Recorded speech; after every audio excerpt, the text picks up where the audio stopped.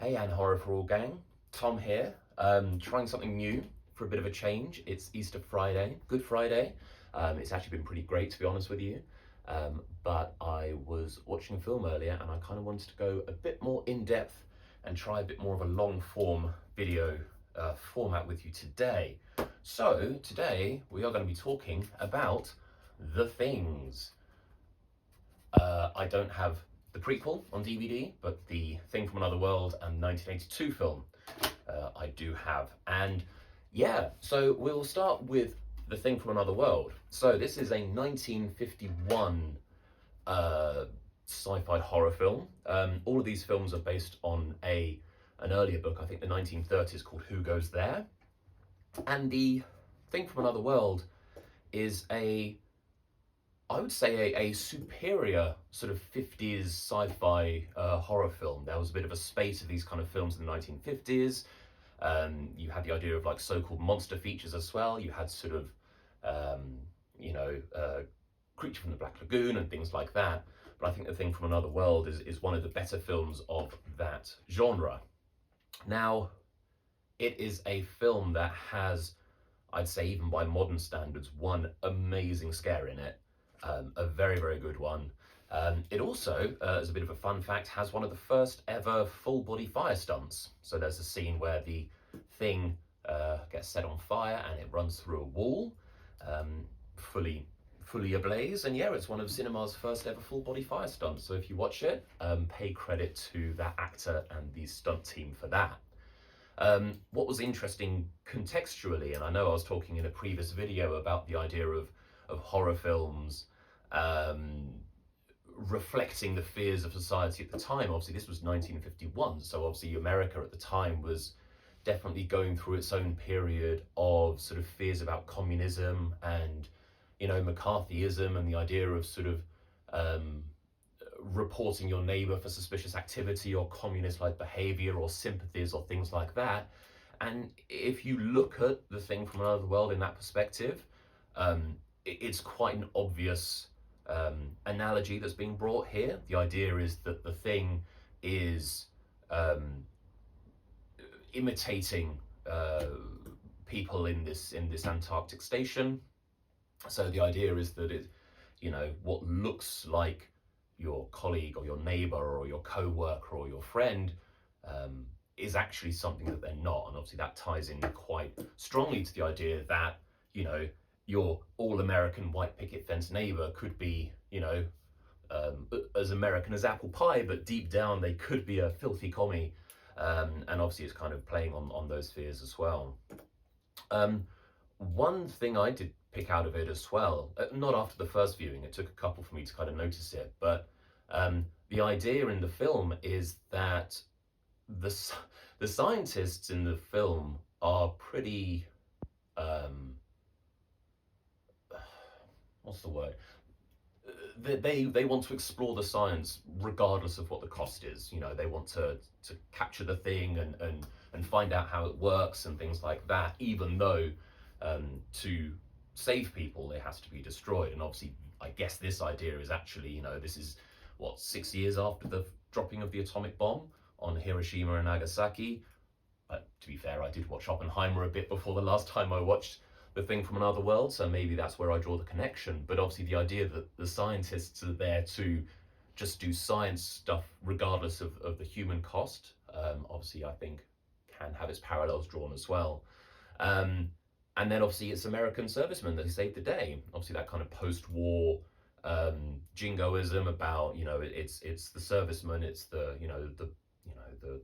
men and women of the army who are actually saving the day. So that's The Thing from Another World, 1951. Very, very good. If you're ever going to watch a black and white sci-fi film, this, I would say, should be top of your list. I'm really having a lot of fun with this smoke, by the way. Anyway, moving on then to, 31 years later, 1982's The Thing. This is John Carpenter, who is a man who could do very little wrong at this time, in my eyes. He'd already done the original Halloween. He had just finished doing Escape from New York the year before, which also stars Kurt Russell, the same as this. Actually, quite funnily, so John Carpenter, who directed the first Halloween film 4 or 5 years before The Thing, one of the characters is watching TV in Halloween, and on that TV they are showing The Thing from Another World. And then the director of Halloween, then a few years later, made the remake of In The Thing. Now, to be fair, like a lot of what are now considered very influential horror films, it was absolutely panned on release. It got negative reviews. It was seen as being, no characterization, just genuinely sort of disgusting and burp. And that's a critical term, by the way, burp. But obviously, since it's been sort of reappraised, and watching it even today, the most obvious thing that you notice about it is the insane quality of the practical special effects that were put together for this film. It is a genuine masterclass of how to make things happen practically, and possibly outside of the resurrection sequence in the first Hellraiser film, it's probably the best practical effects, certainly around a monster or something supernatural, that I think I've ever seen in a film. It is outstanding. It's so good. And because of this, the film is genuinely unsettling. It has a real sort of a real grossness to it that certainly The Thing from Another World didn't have. The monster in The Thing from Another World at its core was a guy in a suit. The monster in The Thing is just, it's tentacles and body parts and goo and gunk and animal noises and so on. And if you haven't seen it before, I would definitely go into it blind. I would not watch any kind of trailer or preview, just in case it does give away any of what happens. Similar to The Thing from Another World, there are a few extremely effective scares in there. I'll probably do a short at some point about one in particular, but for anyone who's seen it, you know which one I'm talking about. Yeah, I'd say there's one main one that obviously kind of catches everyone out. And obviously, there's the ongoing sort of theme of paranoia. In this particular case, obviously, The Thing from Another World did have sort of a female character. The Thing is an entirely male cast.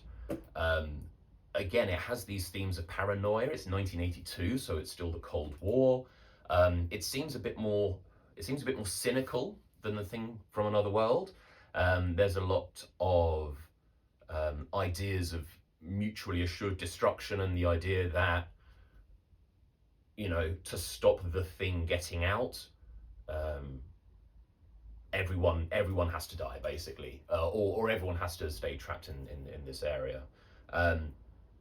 It's one of my favorite films. I can watch it again and again. It's absolutely fantastic. I would say actually that this film, The Thing, is one of the strongest films that came out of, or certainly one of the strongest horror films that came out of the 80s. It is a superb film. If you haven't seen it, it is just fucking amazing. Watch this. I'm waving it at you now. Watch it. Now, there was a prequel to this, which I don't have on DVD, that came out in 2011. It's fine. It's not a bad film, I don't think. It's got 34% on Rotten Tomatoes, which I think is doing it a disservice. It's not a film to the caliber of these two, but it's not a bad film at all. The main problem with it is that they did film it with practical special effects in obviously inspired by the effects in The Thing. But then studio interference and so on got in the way, and they actually CGI'd over all of the already done practical effects. They'd filmed everything with the practical effects. And then the studio was like, oh no, the practical effects either don't look good enough, or, to be fair, it was 2011, so maybe they just thought that CGI would be the better choice. And they, essentially CGI'd over what had already been done, and it looks it looks of its time. Some of the CGI actually is very good, some of it really isn't, but it's too hit and miss. It's inconsistent. Um, the other problem with the film, in my eyes, is that it's a bit too strongly aligned to the 1982 film. So this film starts in a very distinct way that's very much in the middle of a story. One of the reasons why I like it. The prequel goes to excessive lengths to explain the story up until the start of the thing. And because of that, it doesn't let itself tell its own story. So in the thing, they go to an Arctic station, they find some dead people, they find, an axe stuck in the door, for example. The prequel goes to great pains to kind of show you why this person died here or why that person died there, like they were found in here, or why the axe was found in a door. But that's it. It just feels like a film that was made to put the pieces in place so that they could then sort of find these things in the thing. And it just isn't its own film. It's just a bit of a scene setting for something that didn't need to be done.